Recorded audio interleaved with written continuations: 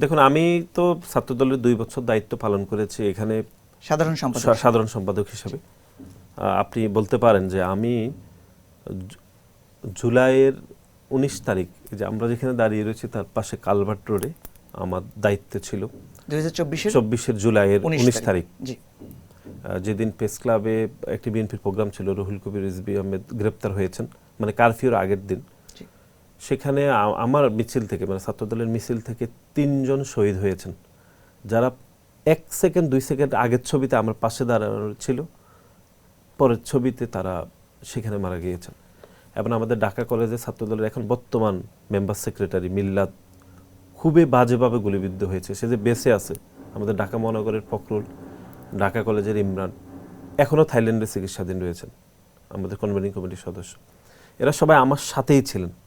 তো গুলি তো করা হয়েছে এরকম না যে আপনাকে করেছি ওকে করি নাই, নির্বিচারে গুলিবর্ষণ হয়েছে। এর বাইরেও রামপুরা তো ছিলাম, খুবই বাজেভাবে গুলিবর্ষণ হয়েছে, আশেপাশের মানুষ মারা গিয়েছে। যারা জুলাই আগস্টে রাজপথ থেকে বেঁচে গিয়েছে তারা এমন নয় যে কোনো কৌশল করে বেঁচে গিয়েছে, ভাগ্যক্রমে।